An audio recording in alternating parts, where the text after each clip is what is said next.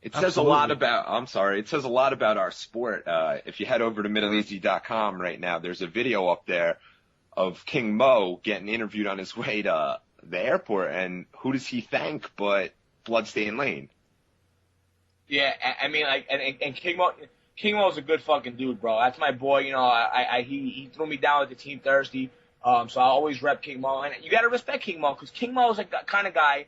He's not afraid to speak his mind. He says what's on his mind, and people need to start speaking up more and more because it seems like a lot of people in the industry or the sport, whether it's fighters, journalists, or anybody, they're scared to speak their mind. They're scared to speak up about, you know, a lot of people are scared of Dana White and the UFC, you know, so people tend to, you know, be quiet. You know, I'm not going to say no names, but I had a professional MMA fighter in the UFC actually sent me a DM saying, you know what, you're 100% right about Dana White. You know, I'm not going to put the guy's name out there, but, you know, people are scared of the guy. And like I said, I respect anybody who's able to speak their mind. And, like I said, King Mo's a good dude, and King Mo is a friend of Team Takeover. You know, we'll rep King Mo all fucking day where we're at. Nice. Well, Lane, I know you gotta go. You got a hot date. I'm good, man. If you want to keep on talking, I'm good. Are you sure, boss? Like, you know. Okay. Let that bitch wait, bro. Let that bitch wait. All right, I got two things I want to hear from Lane. I either want current state JMMA, or I want predictions for the rest of the tournament. Either or. Where do you want to go first? Well, the predictions for the rest of the tournament. Okay, you got Overeem versus Verdum coming up, right? I mean, like, how can I pick against Alistair Overeem? You know, I mean, listen, Verdum. I don't know if you guys watched the first fight. That was skinny Alistair. Yeah. He was kicking the shit out of Verdum. Am I right? Before you got, you know. Yes. You're right.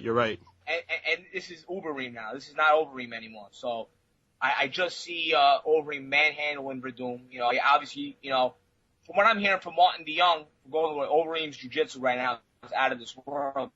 We never get to see because he's too busy fucking knocking motherfuckers out. So I'm gonna go Overeem in that fight. Over on the other side, we have Brett Rogers versus Barnett. And you know what? For some reason, I keep having this image of Brett Rogers knocking out Josh Barnett. But once it hits the mat, Josh Barnett should be able to get the sub. And I think it's going to hit the mat eventually. And Barnett will get it. And to be honest with you, now we got, you know, Overeem versus Bigfoot, which, you know what? It's a really, really good matchup. I don't think it's a blowout like people are going to say it is. Bigfoot's for real, bro. He's a good fighter, man. He's good, you know, very well-rounded guy. But like I said, I'm going to go Overeem. I don't think, you know, Overeem's going to have to knock him out. And Bigfoot's chin is, you know, wow. But I'm going to go Alistair in that fight. And on the other side, you know what? I got to go with Sergey. I got to go with Sergey Karatanov. I think Sergey right now, I think that last fight with Arlovsky, he looked really good in that fight. You know, he has a good chin, but I don't think Barnett's not going to be able to knock him out. I think Sergey's going to box him up and finish Barnett in the second round. Then we're going to go to an Old Golden Glory Finals. Sergey versus Alistair Overeem, Part 3. And, man, that fight, I can't even, I'm such a fan of both guys. It's hard for me to predict that fight, man. Wow, the trilogy, if that was to go down, and not only that, like, if it was to go down, like, Karatanov, he trains in Golden Glory now, right? Yeah, well, see, there's two factions of Golden Glory. There's Golden Glory, it's multiple, it's Golden Glory Thailand, but there's Sergey represents Golden Glory Russia. And, we were hanging out with Sergey, and man, he hangs out with some real mobster dudes, bro. I'll tell you that right now.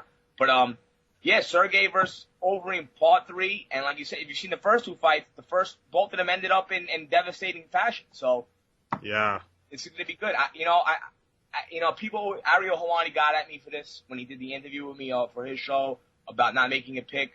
I'm not going to make a pick because I'm a fan of both guys. So, but I'm predicting Old Golden Glory Finals. Awesome. And as far as JMMA goes, I tell you right now, it does not sound good. I talked to Mike Hogan over the weekend because he was in Jersey too, and he's saying right now it's looking pretty dead. And not everyone sorry to cut you off there. Not everyone of our listeners or our fans might know who Mike Hogan is. You want to tell them who he is? Well, Mike Hogan is he's the HDNet guy. He's on HDNet. He's the one who actually got HDNet to broadcast K1 and Dream and Sengoku and all those organizations. And he also does the commentating with Michael Chavello. He's also the American president of FEG, which is, FEG is Dream and K1. So Colgan, that's coming straight from Colgan's mouth. You know, Colgan knows. He says it's not sounding good. I spoke to even Alistair. Alistair said that K1's dead. That's out of his own mouth. It seems like it's dead. But as far as JMMA goes, I mean, it's in dire straits right now, which is a shame. And I tell you the truth, it's going to be. Listen, everything always comes around full circle.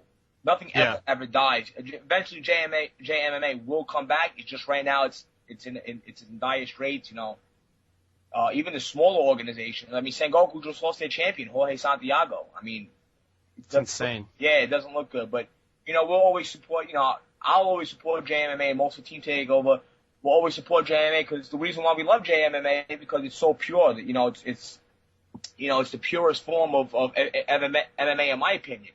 You know, guys go out there and they try to finish people, whether it's submissions or knockouts. You know, it's not too much with the game planning, this and that. It's the purest form of martial arts, and that's why, you know, people call us nerds or whatever they want to fucking call us, but I don't care. I love JMMA for life. Me too, man. Me too. I mean, the more and more like negative news that I hear, it just breaks my heart. But like you said, it's like seasons. It'll come back. It'll come back.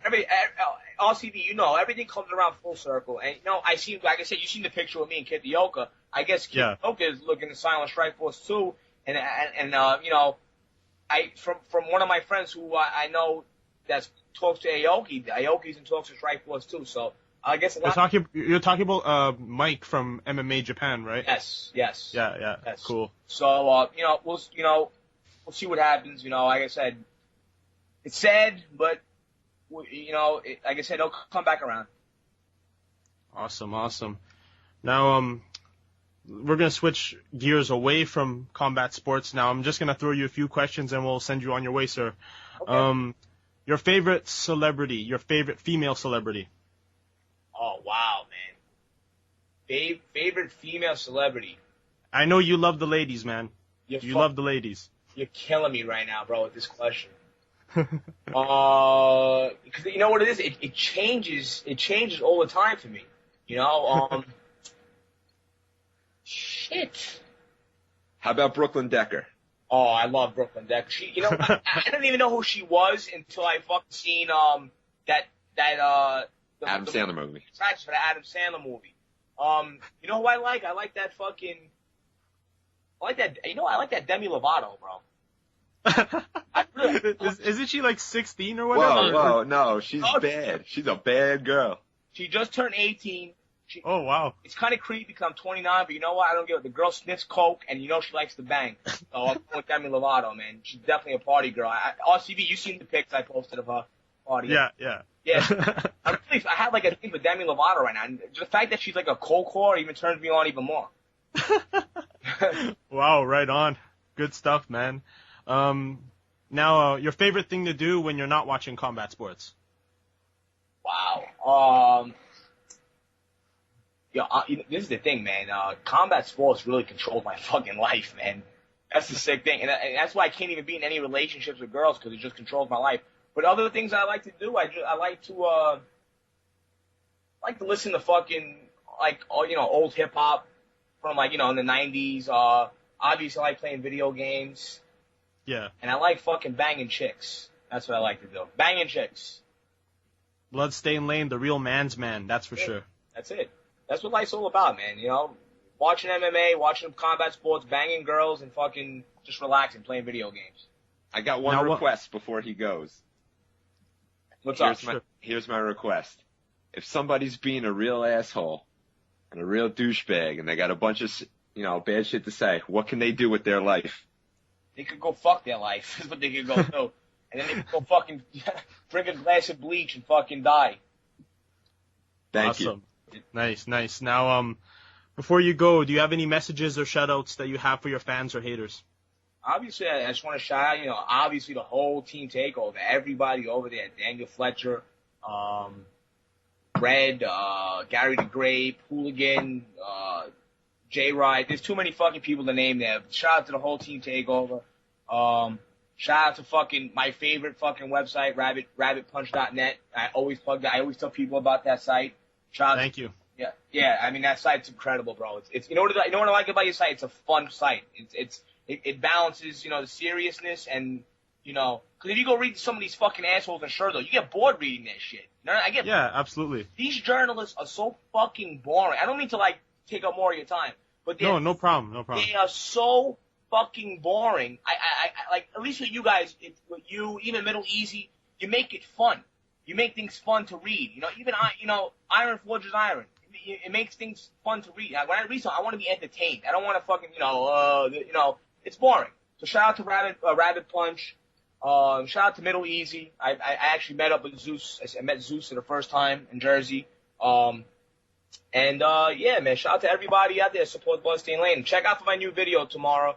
YouTube.com/The Team Takeover. It's scheduled for tomorrow night. You know, barring any difficulty, it is an hour and 20-minute video, but it's worth it. Filled with all kinds of interviews with all kinds of fighters, MMA personalities, behind the scenes shit. My infamous showdown with Greg Jackson.